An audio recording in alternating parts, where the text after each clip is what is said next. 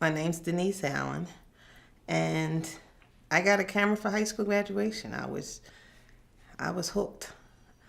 I mean, that was the best gift I could always ever have gotten. I've always taken pictures with the little cheap cameras with the light bulb on it. I guess I'm telling my age.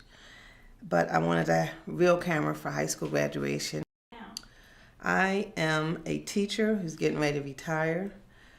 I've taught for 28 years, and I'm also a freelance photographer.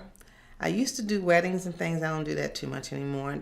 Now I do events. I love portraits. Also, I do different documentary projects or art for social change. It's Brianna Barnum. Okay. I am 17. And in 12th grade? Yes. I run. I did cross country last year. I didn't do it this year. I now manage the track team because I don't like track very much, so I'd rather manage it. I'm also a part of Black Culture Awareness Club. What do you want to do I'm next? going to Gwinnett Mercy University, and I'm going to major in pediatric nursing, and I plan to be a pediatric nurse for trauma patients. And all my cousins are nurses, and I've seen how they interact with their patients and stuff, and I even got to meet one of their patients, and I thought after that I was I have to do this. I already love kids, and to be able to help them out and then interact so nicely with them, so it's really serious. And I think it's because if you watch a kid and you see that they're really hurt, and then you can watch them grow and become better and healthier, it's a really positive feeling, I guess you get. Have you ever experienced any trauma? Not drama, trauma. Trauma. Nothing major except losing my hair. Okay, tell me about that. It started when I was 7. It was little spots the size of a quarter. At first, my mom didn't say anything when she would do my hair. She kind of just brushed over it. And then one day I was in the shower and I felt my head and I was like, oh my gosh, what is that? So I ran. I was like, Mom, my hair is coming out. And she's like, I know. She's like, I talked to your doctor and they said that you have alopecia. And so I didn't understand it, so she explained it. She basically told me that I was going to lose all my hair and possibly my eyebrows and my eyelashes. And I was devastated. You're 7 years old in a world where kids are cruel. Everyone can be cruel, but especially kids. And they teased a lot. And it was really hard because everyone else had hair and long, pretty hair, and they would flip it around and that kind of stuff. And then I'm just sitting there oh. So then it started coming out. Then I lost my eyebrows, and then I lost my eyelashes. I just felt ugly because everyone would look at me in public or they'll point at me. It was just a really hard time. A couple years ago, it was almost 2 years ago when it started, I used to have locks past my shoulder, and they started falling out. My hair started thinning. It was a slow process at first, and you try to hide it, and you pull it this way or pull it that way, or they take 2 locks and put them together, and it just wasn't working. Went around to different doctors. No one knew anything.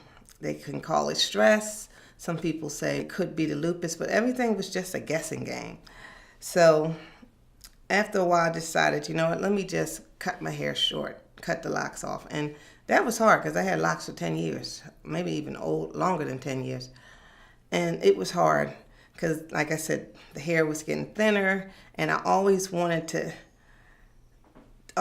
look like I wanted to look like everything was okay. I didn't want to walk around and look like something was wrong with me. Summer of 7th grade, my hair started to grow back, little curls. I was very excited. My mom said, well, don't get too excited because, it could just come back out again. So I had a full head of hair by the middle of 8th grade, and then I started getting a bald spot again. It was just when I was 7. I was devastated. And then one day I just woke up and I said, Mom, I want to shave my head. And she looked at me and she's like, are you sure? I was like, I'm positive. So the next day we went to a little barbershop in Ambler. My Aunt Kelly's father actually cut my hair, and that was that. But it didn't stop. It kept thinning, and it got to a point where something was really wrong with me because I was really tired. And it was just coming out in big circles all over my head, and they were connecting. And it really looked like I was sick. I mean, I was sick, but I looked like I was sick. That made it even worse. We often can walk around, or at least I can walk around usually, and no one really knows how you are. You can put a mask on, but it was clear something was wrong. And then people would call me a little boy, and I'm like, oh my gosh, I was freaking out. So yeah, that was not a message that I was receiving very well. Did you often ask, why me, or? All the time. Yeah. I was like, what did I do? I was like, was it because I talked back to the teacher, and like little stuff like that. I didn't really understand why it would happen to me. I didn't really fully understand my disease, so I didn't really understand it. And then it was just really a mess. I would go about my day and act like everything was all right and try to camouflage. And I come home at night and cry.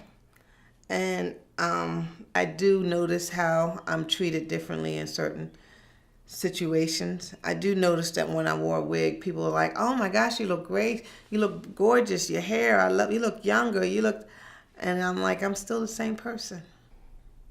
I felt that my hair, when it started to come out, it was like a restraint on me. I couldn't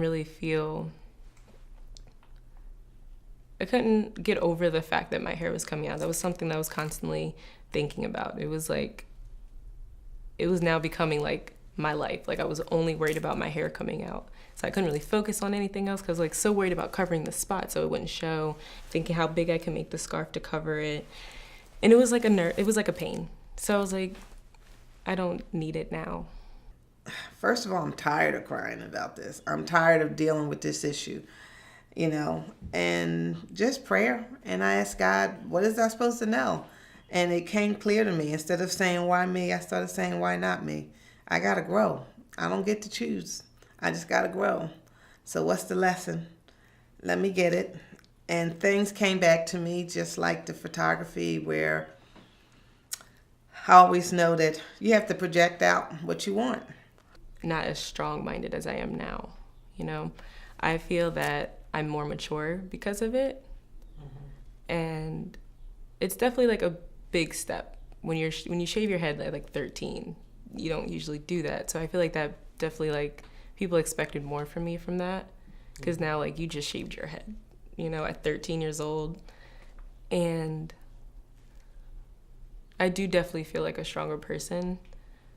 And I feel like I can help other people who are going through certain things like this, not just losing their hair, but any tiny thing, insecurity they feel about themselves. I feel like I can help them because I've been through something like that for a long, time, majority of my life.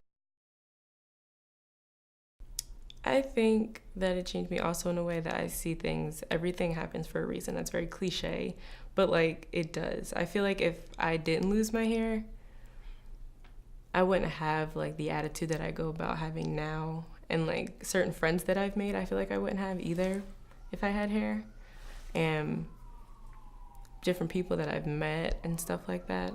I do feel like everything does happen for a reason, and that nothing is put on you that you can't handle. So I feel like I definitely learned that from this. So now I can look at things like any other problem that it comes my way, I know I can handle it because I handled this.